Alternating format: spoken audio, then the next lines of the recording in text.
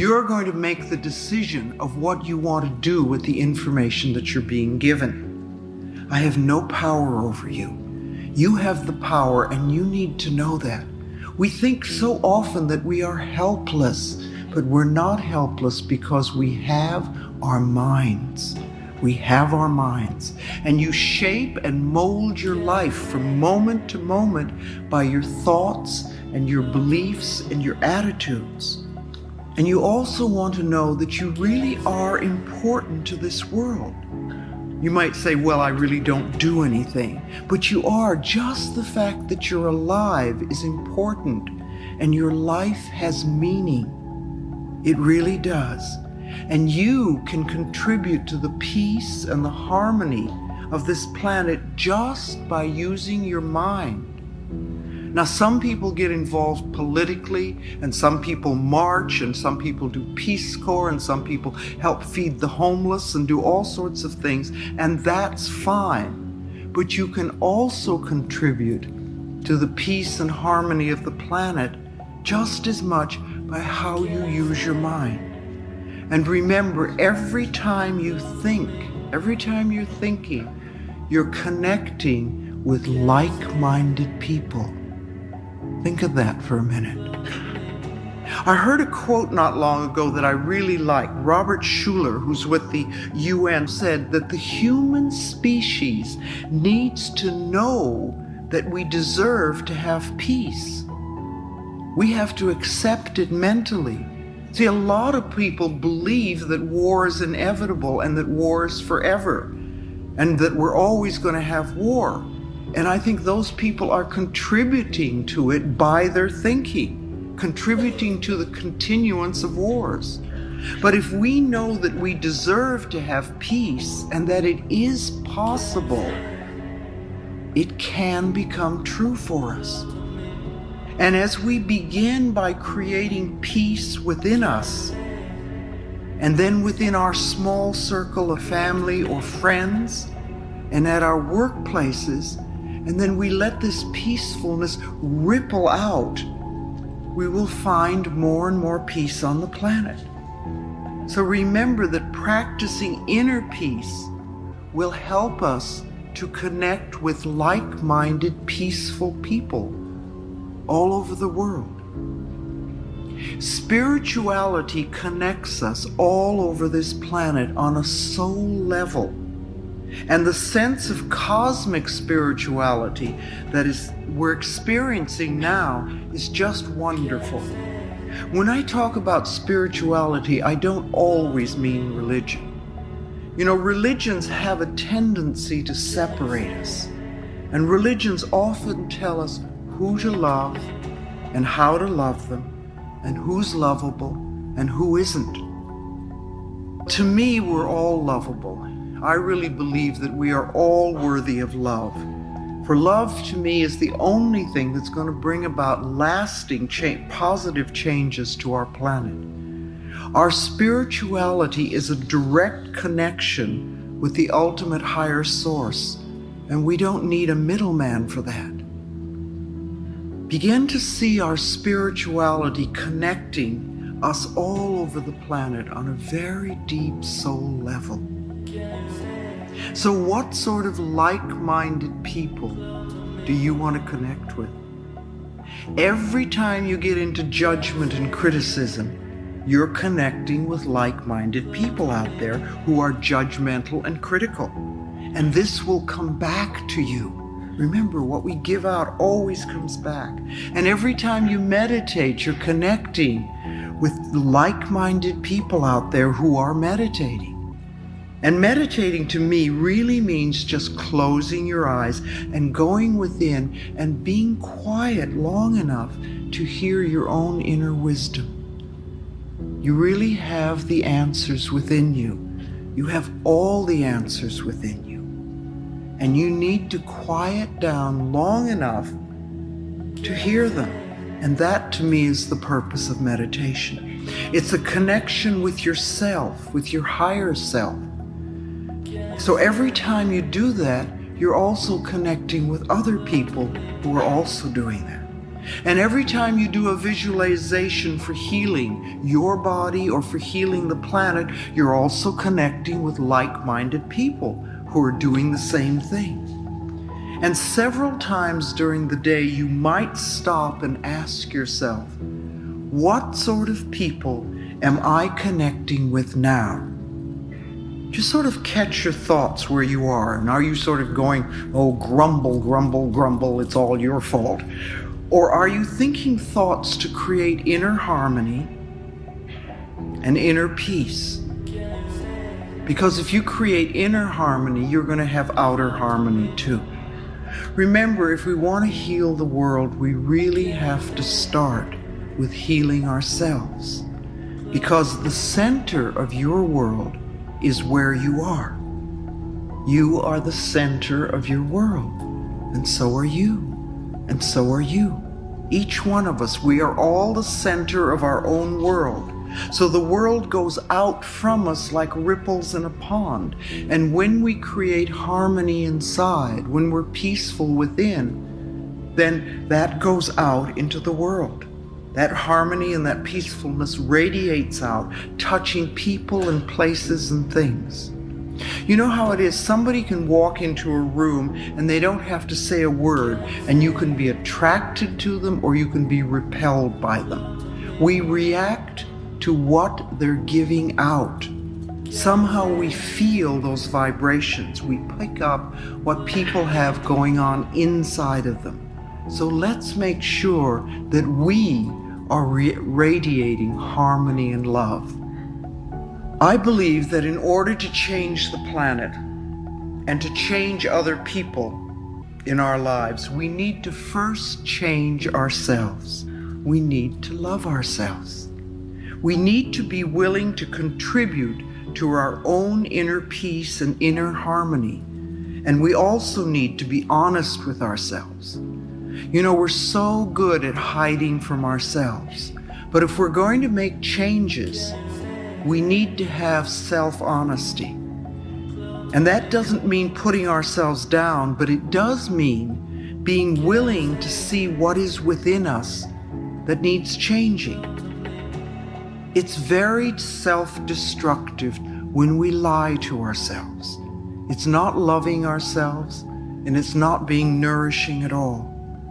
We need to be honest with ourselves, and we also need to be honest with other people. And we need to learn how to say no in a loving way. And not always yes, and then do things that we don't want to do and then resent it because we weren't honest enough to say no. And I don't think it's so easy to be honest with other people until we can become more honest with ourselves. And the main value of being honest is that whatever we give out in life, we always get back. And this works on all levels. If we belittle or judge others, then we too are going to be judged. If we're always angry and blaming others, then we encounter anger wherever we go. If we steal someone's time, or if we take away someone's self-respect, or if we refuse to acknowledge someone else's good work, we can expect these dishonest actions to boomerang back to us as negative experiences.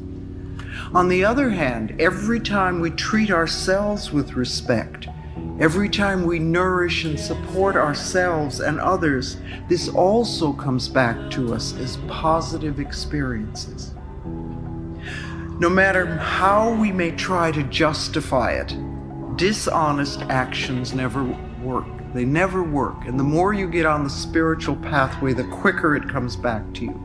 When we take something that doesn't belong to us, whether it's a paper clip at the office to major shoplifting or robbery, we are in effect telling the universe that we don't feel worthy of earning our own, and that we're not good enough, that we believe that there isn't enough to go around, that we want to be stolen from. Or we may believe that we must be sneaky and grab to get our good. You know, if we believe that it's a dog-eat-dog world, then we're going to get eaten. because that's the way it works. These beliefs prevent us from experiencing abundance because they put walls up around us, and you don't get to experience the joy and the peace and love in your life. If we take from life, life will take from us. It's that simple. And these negative attitudes, they're not the truth of your being. You are a divine, magnificent expression of life, and you deserve the very best. You have to know and accept this. Our planet is abundantly plentiful, and our good always comes to us by the right use of consciousness. What we believe about ourselves and about our lives will become true for us. If we want to change our circumstances, we must change our belief systems. Ask yourself periodically, what do I really believe about this? And think about it. And what do I feel? And do I really want to do what they're asking me? And why am I doing this? Start examining your thoughts and what's going on inside of you. Be honest with yourself and find out what you're really thinking and believing. Don't just be on automatic pilot all the time, and say, oh, well, this is the way I am, or this is what I do. Why do you do it? And if it isn't a positive, nourishing experience in your life, see if you can figure out where it came from. Where did you first do it? Was that something you were taught as a child? Maybe it's time to let that one go. You don't need that anymore. If you have this is just the way it is, well, then with that attitude, you can't change. It's not possible. And also, if you know everything, if you're a person who knows it all, who knows everything, you can't change because you can't let a new idea get in. We want to be willing to learn and to grow. And what we're always working for is more understanding and awareness and knowledge, so that we can do and experience things differently. That's all. You don't want to berate yourself for what you used to do, or where you are, or what you don't know or you don't have. Just learn more. Study, go to classes, read books, listen to tapes, talk to other people. There's so much stuff that we can learn now. It's just wonderful. Learn about yourself. Learn about your beliefs. Learn about the way your particular mind works. And is it working in a way that really enhances your life? Explore a lot of new avenues so that you can begin to understand more. Allow new ideas in and expand your consciousness. We hear so much these days about addictions.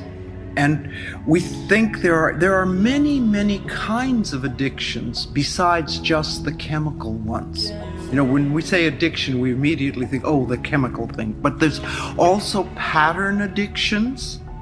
And every one of us has some sort of addiction, because they're really patterns that we adopt to keep ourselves from being in present time. We don't want to deal with what's in front of us, so we have some way of getting away. We don't allow ourselves to be where we are and to know what's really going on in our own lives. So we each have an addiction. I don't know what yours are. We all have something. Whatever it is that we do. For some people, it's a food addiction. For some people, it's a chemical addiction. And for other people, it could be an emotional addiction. Remember, you can even be addicted to finding fault in people. A lot of people like that one. You can be addicted to fear. If you're somebody who's addicted to finding fault in people, then no matter what's going on, you find somebody else to blame. It's their fault. They did it. Or maybe you're addicted to running up bills. There are so many people that are so addicted to debt. And they do everything they can to be over their heads in debt constantly. And it doesn't seem to have a lot to do with whether they have any money or not, the amount of money. And so being in debt, if you think of it, is an addiction. It's a pattern addiction that we do. You can be addicted to rejection, to having people reject you. And if that's one of your addictions, then everywhere you go, you're going to attract people who reject you. You know, who's watching me? Who's going to reject me? Who's not going to accept me? However, the rejection out there is always a mirror, a reflection of the rejection that we have within us. If you don't reject yourself, nobody else is going to reject you. Or if they do, it certainly isn't going to matter. You won't pay any attention to it. If you get upset because other people are rejecting you, you have to know that's because you're rejecting yourself. And so ask yourself honestly, how do I reject myself? Where am I not accepting? So you might think about addictions and what addiction you have, and could you change your addiction, your negative addiction, into a positive one? If you're going to be addicted to something, why don't you be addicted to loving yourself, or addicted to doing positive affirmations, or addicted to something that really supports you and loves you?